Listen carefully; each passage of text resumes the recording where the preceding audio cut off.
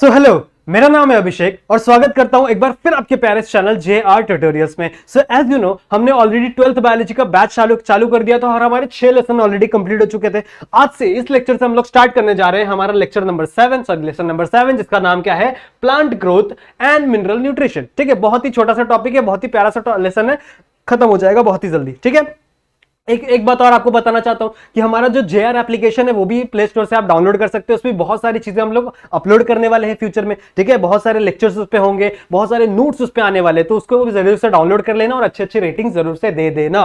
ठीक है, और एक चीज बात, अगर आप मुझसे कनेक्ट करना चाहते हैं, अगर मुझसे आपको कोई डाउट पूछना है मेरे सेशंस के थ्रू या फिर मेरे सेशंस को आपको अप्रिशिएट करना है, तो आप इस इंस्टाग्राम पे आके मुझसे कनेक्ट हो सकते हैं। ठीक है, इतनी बातें क्लियर है। तो इस लेसन से हम लोग इस लेक्चर से हम लोग स्टार्ट करने जा रहे हैं हमारा 7th लेसन, जिसका क्या नाम है, plant growth and mineral nutrition. ठीक है, प्लांट ग्रोथ मतलब क्या होता है, किसी भी चीज का बढ़ना। ठीक है, जैसे हम भी जब पैदा होते तो हम बहुत ही छोटे से होते हैं ना, लेकिन उसके बाद धीरे धीरे हमारी हाइट क्या होने लगती है, इंक्रीज होने लगती है। हमारे अंदर जो सेल्स होते हैं वो क्या होने लगते हैं, बढ़ने लगते हैं। इसी चीज को हम लोग ग्रोथ कहते हैं। सही बात है। तो प्लांट्स के अंदर कैसे ग्रोथ होता है वो हम लोग को इस लेसन में डिस्कस करना है।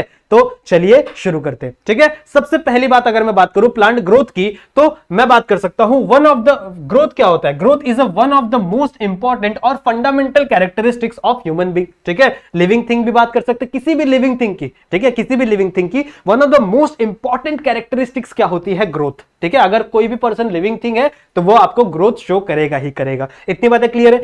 नेक्स्ट पॉइंट क्या लिखा है, it is irreversible permanent increase. ठीक है, it is irreversible permanent increase in the size of an organ और ऑफ एन इंडिविजुअल सेल। ठीक है, आपका जो ऑर्गन है या फिर आपका जो इंडिविजुअल सेल है वो क्या हो जाएगा, इंक्रीज हो जाएगा और वो साइज परमानेंट इंक्रीज होगी, वापस कभी फ्यूचर में डिक्रीज होने वाली नहीं है। ठीक है, सो ग्रोथ के अंदर हम लोग ये भी लिख सकते हैं कि it is irreversible permanent. Irreversible मतलब क्या, कि वापस कोई चीज चेंज ना हो। सो it is irreversible permanent increase in the size of an organ और है इंडिविजुअल सेल। इतनी बातें क्लियर है। अगर मैं नेक्स्ट बात करूं, so it is accompanied by anabolic and catabolic process. Anabolic और कैटाबॉलिक प्रोसेस क्या होती है, देखो कोई भी चीज को अगर आप एक चीज, ठीक है, एक कोई भी सब्सटेंस है उसको तोड़ के आप दो चीज बनाओ, ठीक है, तो उसको हम लोग बोलते हैं कैटाबॉलिक प्रोसेस। ठीक है, कैटाबॉलिज्म को जनरली मैं कैसे याद करता हूं कि कैटा को याद कर देता हूं कांटा से। तो कोई भी चीज को अगर आप काट दोगे तो वो दो चीज में हो जाएगी ना। तो अगर आप एक चीज से कोई भी दो चीज फॉर्म करोगे, किसी भी चीज का फिजन करोगे, तोड़ोगे, जैसे सेल डिवीजन, एक सेल से आगे चल के दो चीज सेल बनते हैं ना, सो इट इज अ कैटाबॉलिक। और एनाबॉलिक क्या है, उसका जस्ट अपोजिट। तो कोई भी दो चीज को मिला के जो एक चीज बनती है, इट इज एनाबॉलिक प्रोसेस। तो आपकी बॉडी में जो ग्रोथ होता है ना, ये इन्हीं दोनों फंक्शंस, इन्हीं दोनों प्रोसेस के थ्रू होता है। क्या it is accompanied by anabolic and catabolic process. ठीक है, इतनी बातें क्लियर है। फिर अगर मैं प्लांट की बात करूं तो प्लांट के अंदर जो ग्रोथ होता है वो ओपन और इंटरडिपेंडेंट होता है। ठीक है, इंटरडिपेंडेंट, डिपेंडेंट वो होते हैं जैसे हम ह्यूमंस होते हैं। ठीक है, तो हमारी हाइट एक सर्टेन लेवल तक ही बढ़ेगी, जैसे 5 फुट की है, 5.5 होती है, उतनी हाइट तक बढ़ती है। हमारी हाइट क्या ऐसे इंक्रीज हो जाती है क्या हमेशा, ऐसा नहीं होता। लेकिन प्लांट्स के अंदर ऐसा नहीं होता। प्लांट्स के अंदर आप देखोगे तो कुछ मतलब मेनली जो प्लांट्स होते हैं वो क्या होने लगते हैं, इंक्रीज होने लगते हैं। ठीक है, उनका जो साइज है, हाइट है, वो क्या होने लगता है, बढ़ने लगता है जब तक वो जिंदा होते हैं। तो ऐसे हम लोग को, ऐसे हाइट्स को हम लोग क्या कहते हैं, ऐसे फंक्शन को हम लोग क्या कहेंगे, दीज आर ओपन।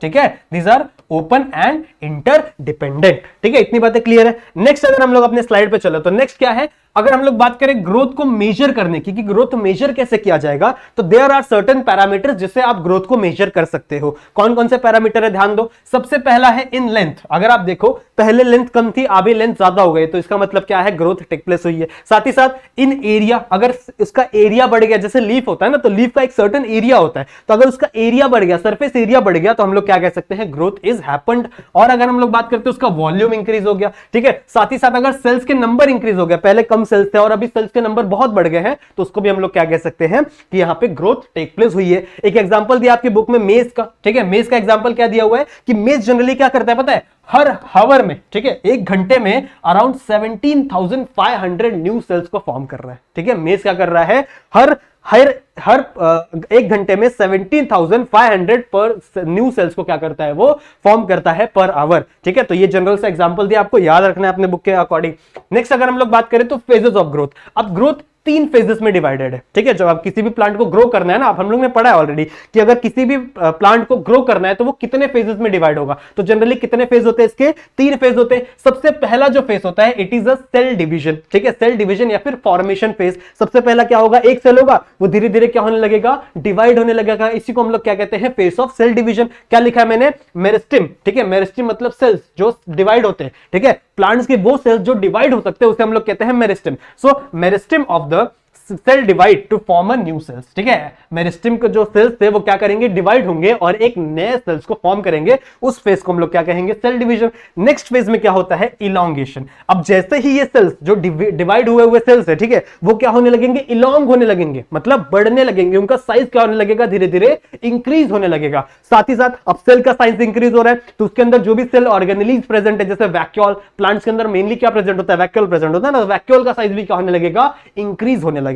तो एलोंगेशन दूसरा फेज है। इसमें क्या होने लगता है, सेल एनलार्ज इन साइज। ठीक है, सेल्स का जो साइज होता है वो क्या होने लगता है, एनलार्ज, यानी बढ़ने लगता है। नेक्स्ट में बात करूं मैच्योरेशन की। मैच्योरेशन मतलब क्या, अब देखो सेल डिवाइड भी हो गया, सेल एलोंग भी हो गया, लेकिन उसको मैच्योर भी तो होना है। मैच्योर इन द सेंस मतलब क्या, कि उसको हर सेल का एक परफेक्ट फंक्शन होता है। ठीक है, जैसे मेरे लीवर में जो सेल्स है उनका एक परफेक्ट फंक्शन है, मेरे हार्ट में जो सेल्स है उनका एक परफेक्ट फंक्शन है। ठीक है, मेरे पेनक्रियाज में तो सेल्स है उनका एक परफेक्ट फंक्शन है, जैसे उनका फंक्शन है इंसुलिन प्रोड्यूस करना। वैसे ही अब जब सेल्स को अपना अपना एक स्पेसिफिक फंक्शन मिल जाए, ठीक है, हर सेल्स को अपना अपना एक स्पेसिफिक फंक्शन मिल जाए, उनके एलोंगेशन होने के बाद, ठीक है, उनके एलोंगेशन हो गया, एक सेल का साइज अब सेट हो गया। ठीक है, अब उस सेल, वो सेल क्या करेगा, अपना फंक्शन, एक स्पेसिफिक फंक्शन स्टार्ट करेगा। उसे हम लोग क्या कहते हैं, मैच्योरेशन। क्या लिखा है मैंने, enlarge cell perform specific function. ठीक है, एक एनलार्ज जो सेल था अब वो क्या करेगा, एक स्पेसिफिक फंक्शन को परफॉर्म करने लगेगा। इट इज अ, इसे हम लोग क्या कहेंगे, मैच्योरेशन। समझ में आया, बहुत सिंपल था यार, बहुत सिंपल सा लेसन है, आपको इजीली समझ में आ जाएगा।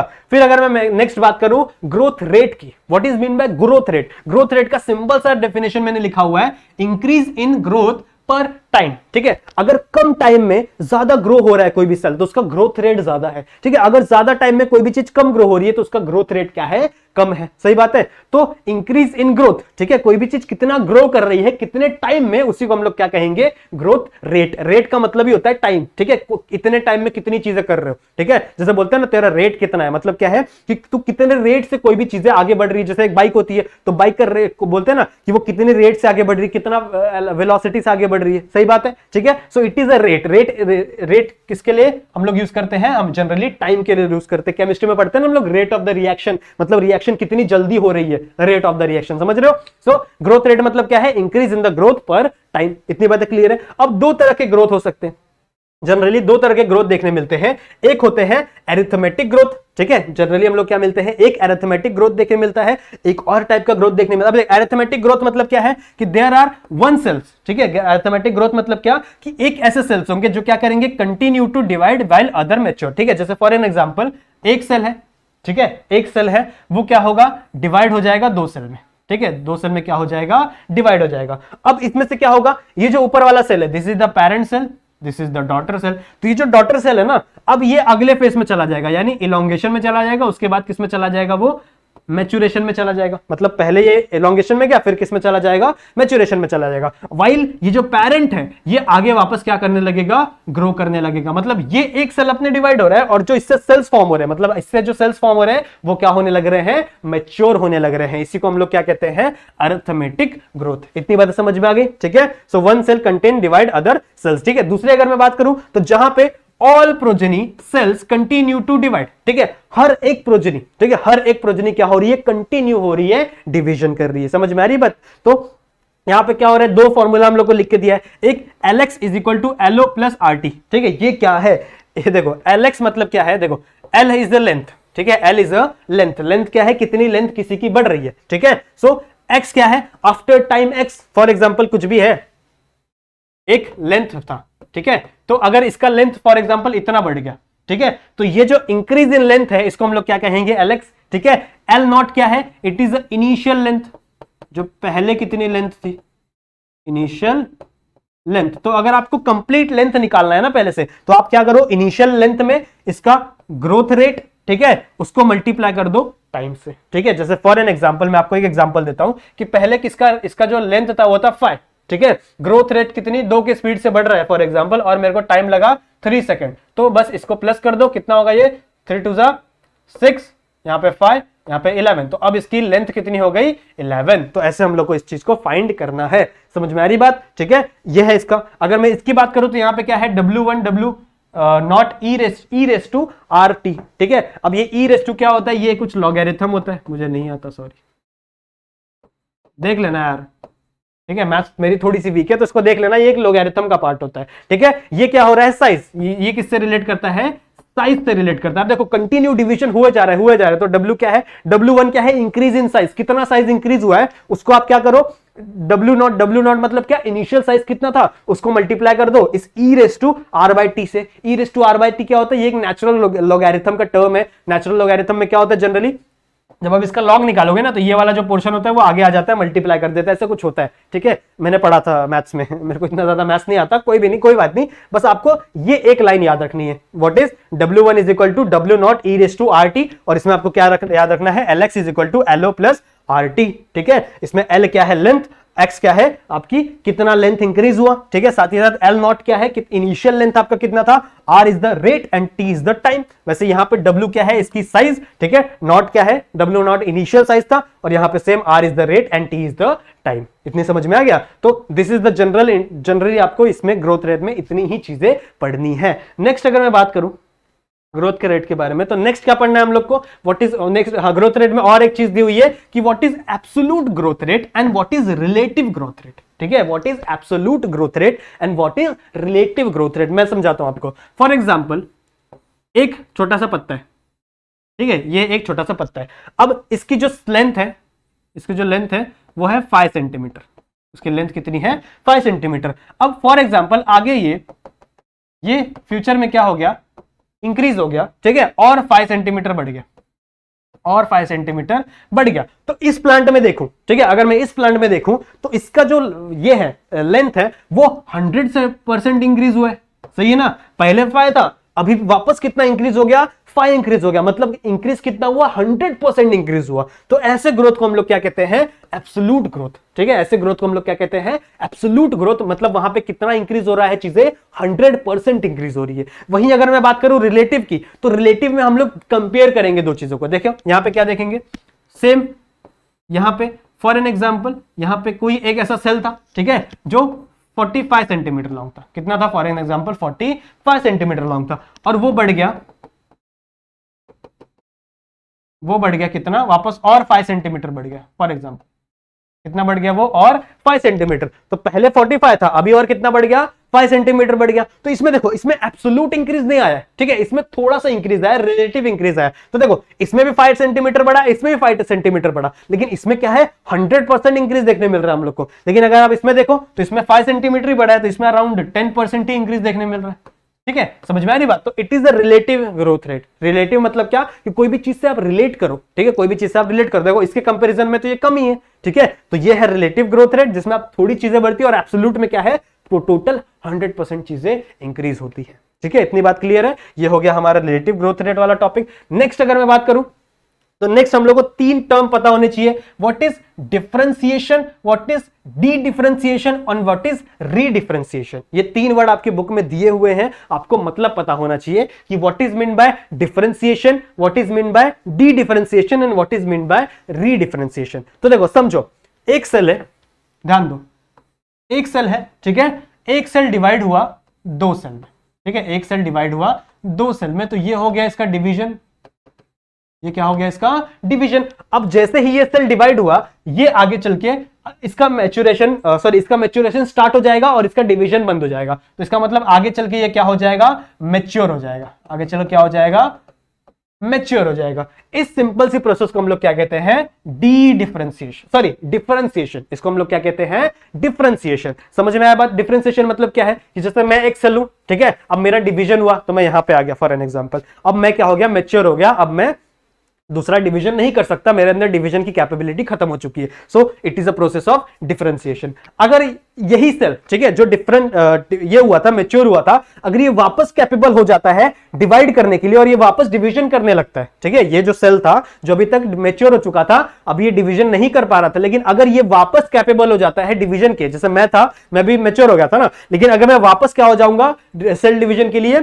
कैपेबल हो जाऊंगा और वापस क्या करने लगूंगा, सेल डिवीजन करने लगूंगा, तो इसे हम लोग क्या कहेंगे, डी डिफरेंशिएशन। ठीक है, मतलब क्या है, ये डिफरेंशिएशन का अपोजिट है, सिंपल सी बात है, इसे ये क्या है, डी डिफरेंशिएशन। समझ में आई बात? ठीक है, नेक्स्ट मैं क्या कर रहा हूं, नेक्स्ट क्या है, रीडिफरेंशिएशन। अब वापस समझो इसका मतलब, जैसे सबसे पहला क्या था, एक सेल था, ठीक है, वो डिवाइड हुआ और उससे एक सेल बना, ठीक है, और वो क्या कर रहा है, अब डिवाइड नहीं हो पा रहा है, मैच्योर हो गया, तो वो था डिफरेंशिएशन। फिर वही सेल वापस उसके बाद डिवीजन वाली एबिलिटी आ गई, ठीक है, और वापस वो क्या करने लगा, डिवीजन करने लगा, सो it is a D differentiation. ठीक है, जैसे फॉर एग्जांपल मैंने डी डिफरेंशिएशन की, अब वापस मैंने जब डी डिफरेंशिएशन की तो इससे वापस दो सेल बना, तो यहां पे वाला फॉर एग्जांपल यहां वाला सेल में हूं, ठीक है, अब यहां वाला सेल में हूं, तो ये वाला जो सेल है, ठीक है, ये किससे फॉर्म हुआ है, डी डिफरेंशिएशन वाले से फॉर्म हुआ है, और ये सेल वापस क्या हो जाएगा, मैच्योर हो जाएगा कि चल के, इस सेल को हम लोग क्या कहेंगे, रीडिफरेंशिएशन। मतलब यहां पे डिफरेंशिएशन वापस हो गई।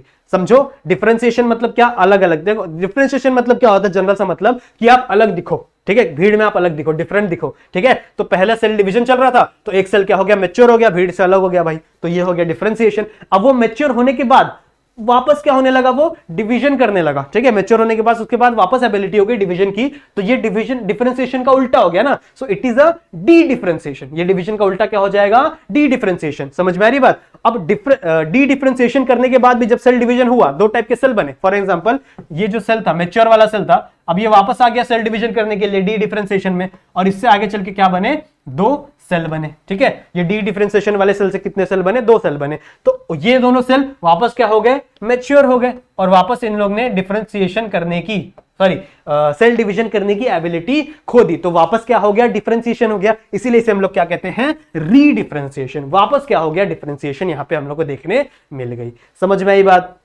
एकदम इजी है ना, कुछ ज्यादा हार्ड नहीं था, ठीक है, समझ में आया बात? तो it is a generally growth वाला पार्ट यहां पे खत्म होता है, ठीक है, ग्रोथ वाला पार्ट खत्म हो गया। अभी हम लोग को देखना है डेवलपमेंट, ठीक है, what is mean by development. तो डेवलपमेंट कहां से कहां तक होती है, जनरली जर्मिनेशन से लेके सेनेसेंस तक। सेनेसेंस मतलब क्या होता है, बुढ़ापा, ठीक है, कोई भी बुढ़ा हो जाता है, जो मरने की कगार पे आता है, बुढ़ापा, उसको हम लोग क्या कहते हैं, सेनेसेंस। तो जर्मिनेशन से लेकर सेनेसेंस तक की जो लाइफ टाइम होती है ना, उसे हम लोग क्या कहते हैं, डेवलपमेंट। जैसे आप लोग, जैसे हम अगर ह्यूमंस की बात करें हम लोग, तो ह्यूमंस का जैसे बर्थ होता है, तो बर्थ से उसका क्या चालू हो जाता है, डेवलपमेंट स्टार्ट हो जाता है, ठीक है। जर्मिनेशन से हमारा क्या चालू हो जाता है, सॉरी जर्मिनेशन का बात करो तो प्लांट में होता है ना, प्लांट जैसे ही जर्मिनेट होता है, सीड जैसे ही जर्मिनेट होता है, तब से उसका डेवलपमेंट स्टार्ट होता है, और वो डेवलपमेंट कब तक चलता है, सेनेसेंस तक। कौन कौन से फेजेस आते हैं बीच में, ध्यान दो। सबसे पहला होता है सीड जर्मिनेशन, ठीक है, सीड जर्मिनेट होगा, उसके अंदर जो मेरिस्टेमेटिक सेल्स होंगे वो क्या होने लगेंगे, डिवाइड होने लगेंगे, तो these meristem cells get cell division. इनका क्या चालू हो जाएगा, सेल डिवीजन चालू हो जाएगा, ठीक है। सेल डिवीजन होने के बाद, सेल डिवीजन के बाद क्या होता है, मैंने अभी आप लोग को बताया था, फेजेस क्या पढ़ाए थे। सबसे पहला डिवीजन फेज था, दूसरा क्या था, सेल एलोंगेशन। सेल्स क्या होने लगे, इलॉन्ग होने लगे, सही बात है। यहां पे क्या चालू हो गया, सेल एलोंगेशन। फिर सेल एलोंगेशन के बाद क्या होगा, मैच्योरेशन, ठीक है, सेल क्या होने लगेगा, मैच्योर होने लगेगा। मैच्योर होने के बाद जैसे ही वो मैच्योर हो जाएगा टोटल, ठीक है, अपनी जिंदगी जिएगा, और जिंदगी जीने के बाद क्या आ जाएगी, उसकी सेनेसेंस यानी बुढ़ापा, ठीक है, बुढ़ापा आ जाएगा, और उसके बाद क्या हो जाएगी, उसकी डेथ हो जाएगी, ठीक है। इतनी बातें क्लियर है। So this is the general development of a plant, ठीक है, प्लांट का ये डेवलपमेंट स्टेज है। सबसे पहला क्या था, ध्यान से देखो, सबसे पहला है सीड जर्मिनेशन, एक सीड जर्मिनेट करेगा, फिर उसका मेरिस्टेम जो है वो सेल डिवीजन करना स्टार्ट करेगा, तो यहाँ पे सेल डिवीजन स्टार्ट हुआ। फिर सेल डिवीजन के बाद कौन सा फेज आता है, सेल एलोंगेशन का फेज आता है। सेल एलोंगेशन के बाद, ठीक है, नेक्स्ट कौन सा फेज होता है, मैच्योरेशन का, और मैच्योरेशन के बाद हमारा जब सेल मैच्योर हो जाएगा, उसके बाद क्या आ जाएगा, उसका बुढ़ापा आ जाएगा। बुढ़ापा मतलब क्या, सेनेसेंस, और के बाद क्या हो जाएगी, उसकी